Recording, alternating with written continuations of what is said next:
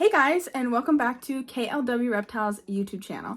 I'm Kinsey, and today I'm going to be showing you our upcoming 2024 and 2025 Gargoyle Gecko breeders. And to kick things off, I'm going to be showing you guys Peppermint Patty. Peppermint Patty was produced by us out of Rubylicious and Cracker Jack. As you can tell, she's a beautiful red stripe, but she's not the best that you can get. So with this girl, we're going to be looking at producing amazing red stripes. I do need to try and outsource on lineage.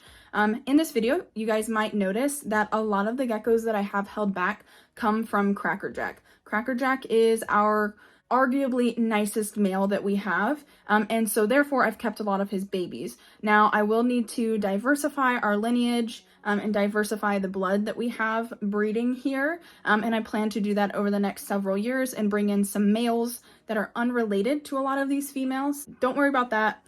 We'll definitely have some different bloodlines going on, but this girl, I just could not let her go. She is beautiful. She's not the quote-unquote best red stripe gargoyle that we've produced with Cracker Jack. I actually have another gecko named Red Rum that was produced by us that is out of Cracker Jack as well, and she is probably the best. And then I did accidentally let one slide when it was a tiny wee little baby, and I got photos of it recently, and I was actually kicking myself for letting that gecko go. But this is Peppermint Patty, and I'm really excited for what she will produce for us in 2024 or 2025, depending on how old they are and that sort of thing. But this girl right here will be producing for us in 2024. If you guys are wanting to find out why we wait to pair our gargoyle geckos up until they are at least 3.5 to 4 years old, go check out the other video that I have posted. I will make sure to post that before this one, and I think there's a lot of outdated information around when a gargoyle gecko is ready to be bred, female speaking. Males are a little bit different, so if you guys want to go check that out, I will put a card up in the corner. You guys can go check that out, or down in the description there will be a link, so you can check that out at the end of the video. This next female, unfortunately, is in shed, so you guys can't really see how crazy good looking she is. This female here is named Strawberry Punch. Now, Strawberry Punch was not produced by us. She was produced by Eclipse Exotics, the same producer of Cracker Jack. So we do definitely need to kind of diversify our lines a little bit. This girl will hopefully be breeding for us in 2025. So I'm really excited to see what she will produce. I will try and get some good photos of her when she's not in shed to show you guys, because she has beautiful red bars, and she's not entirely fired up right now either. It's really just hard to tell. I'll have to get another male for her, as I said, because she is related to the majority of our collection. So we will diversify that bloodline a little. Now that we are done talking about red stripes, we're gonna move into our orange blotch projects.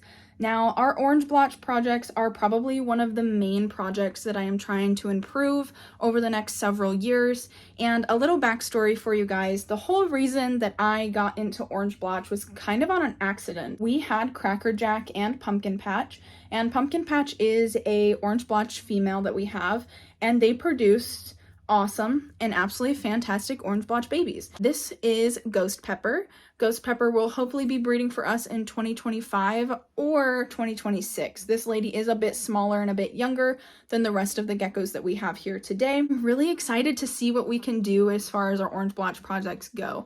The rest of the animals that I'm going to be showing you guys today are orange blotch, because that is really where my heart is. So I'm hoping over the next few years we can really improve upon our projects as far as orange blotch goes, and just, like I said, improve and produce some of the best looking contrast orange blotch and the most saturated in color. I would really like with our orange blotch projects to actually keep the blotches as blotches. I don't really want animals that are all over color. I personally think they look a little bit better when they have more clean markings and they're not all over color. This next orange blotch was also produced by us, and she is out of Redemption and Cracker Jack. She is not a super crazy example of an orange blotch, but knowing the genetics that I know Cracker Jack has in him, and even Redemption has produced a little bit nicer of orange blotches than this. I just know that she's got, you know, crazy genetics behind her, and if I put her with the right male, we're gonna get some really, really nice orange blotch stuff. I also like how kind of contrasty she is. She has a lot of that black. She's not entirely fired up right now. She does have a bit of a muddier base color, although right now where she's at in terms of firing up is probably my favorite, how she looks and that sort of thing. So I'm really excited to see what Miss Melina, if I haven't said her name already, will produce for us in the future. And again, this lady here is actually the same age as the female I just showed you, so she won't be breeding until I believe 2026. And she's making little gargoyle noises. She's not very happy. The next orange blotch female that we have for future projects is Cedar. Cedar here was not produced by us. She was actually produced by Southern Girl Exotics, and I do have parent information on her. I just cannot remember it off the top of my head, but she's not a crazy expression orange blotch, but her parents are absolutely phenomenal. So I'm really hoping that we can get some diamonds in the rough when it comes to her offspring. Now, Miss Cedar will not be breeding until at least 2025. She is a bit of a younger female, so hopefully when she does breed, she will produce some awesome babies for us.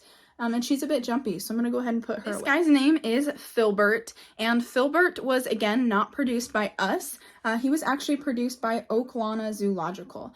So I'm really excited to see what he will produce for us. He's not exactly what I was looking for. When I originally got him, he was a tiny little baby, and I was hoping that his base was going to stay clean, but he has since turned, obviously, an all-over color. Which is fine. I'm definitely gonna play around with this and we'll see what happens. I really like his orange blotch pattern that he has going, so we'll just have to see with his offspring. I have a feeling that that colored base is going to transfer to his babies, but I'm not completely hating it, so I'm happy to have a male that we can kind of play around with that. I'm really excited to have him and to bring in a little bit new blood and some different bloodlines into our orange blotch collections, and I have no doubt that he will do amazing things. Alright guys, that is all for the video. Thank you so much for watching. If you haven't already, go ahead and subscribe and give this video a big thumbs up if you enjoyed it. Hopefully we will be doing some other videos like this in the future for some of our other projects that we have going for like the ball pythons and the Urodactyloides and things like that, because I do have some really exciting things going there.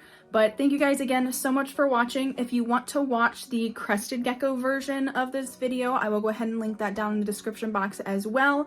And again, I will also link the Gargoyle Gecko breeding tips video that I'm going to film, so you guys can check that out as well, and you guys can learn a little bit more about breeding gargoyle geckos. That's not really super common information and talked about that often. So thank you guys again so much for watching, and I will see you guys in our next video.